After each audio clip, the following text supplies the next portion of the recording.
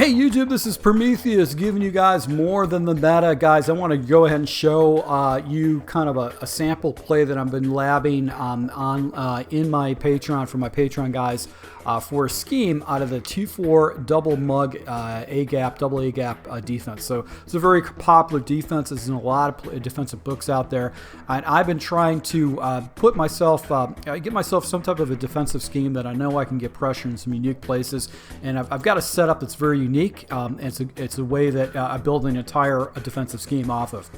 So it is a double A gap defense. So what's great about this defense is that you can put safeties in these positions, strong safeties in these positions.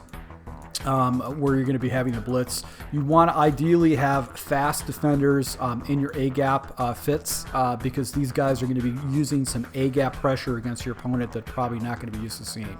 So when it comes to my setups, I can either run auto default or base, either one of the two. I typically don't do man coverage. I either use default or base. I'd say default's the easiest way to do that. Play the ball. I usually go with play ball. And then my option defense, I always go conservative and want to force my opponent to never think that they can run with their quarterback. And then tackling, I always go conservative, but that's pretty much your choice. Now, the most key feature that you want to do is you want to go ahead and do match coverage with the zone to set this particular blitz up in this defensive scheme. Now, how I like to run this particular defensive scheme is I like to go and flip the play. Because I do have a fairly good free safety that's got good man and zone coverages, and I want to get him down on the line. And then I'm going to use the following play. I'm going to use the cover 3 seams as my base play. Now, the way I've set this particular defense up, I'm going to go ahead and take my my linebackers by hitting the D-pad and then shifting them off to the left. And I'm going to go ahead and take my my defensive line, and I'm going to go ahead and spread them outside. So this is going to be one of my first adjustments. I'm going to use my strong safety, and I like to go ahead and sub out a faster player, usually my fastest defensive back in this position, because he's going to be a user and he's going to be stressed with some of the blitzings that I'm setting up. He's going to have a lot of coverage responsibilities. So I want to make sure I have good change of direction and also have good speed so I can recover. Now, all I'm going to do is essentially do the following. I'm going to go ahead and blitz all. I'll cube and contain sometimes I won't, and then I'm going to take this guy right here and mug at the gap. Okay, so if you take a look at this, you're setting 7 people with basically seam flats and a deep zone on the outside, forcing your opponent to basically block 7. Now, you also want to hold the trigger button over the guard to try to preoccupy him, and then go ahead and make your reads from there. So once again, it's a fairly easy setup. I'm going to go ahead and mug this guy right here. And what's great about this is that it causes gap issues with the offensive line. So if he does not block his running back and he sends his running back out, a lot of time you're always going to get pressure. If he keeps his running back in blocking, and if you mug this guard and center correctly, what happens is that these 4 guys are going to overwhelm this side of the field, and someone's going to come in.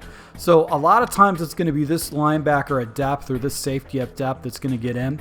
But sometimes what happens is it causes some blocking issues where these guys will come in and get easy pressure against the computer. So many times I've actually forced my opponent to do that.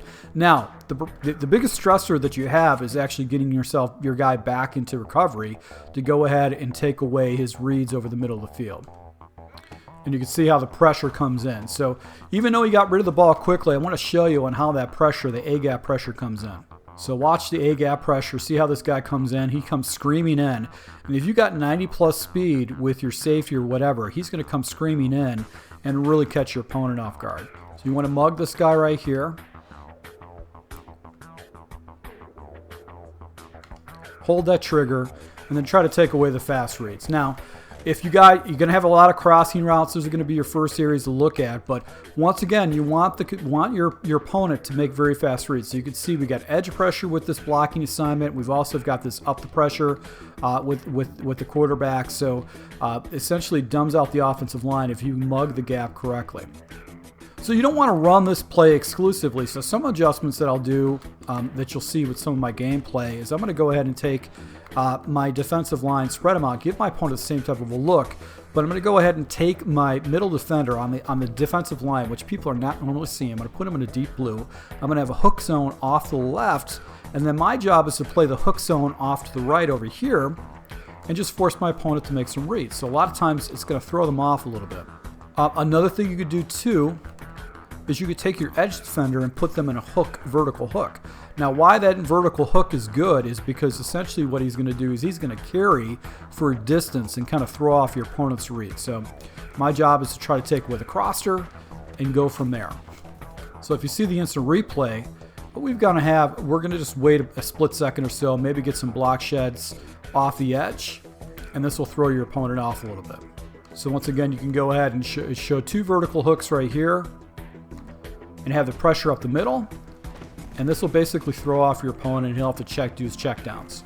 And another thing you do too is you can go ahead and man up these safeties or these linebackers and cross-man them against these guys right here, and this will basically force your opponent into having some awkward reads too, because now you've got guys that are actually cross-manning and basically, really throwing off your opponent if he tries to hit a seam. So you can throw that into your scheme.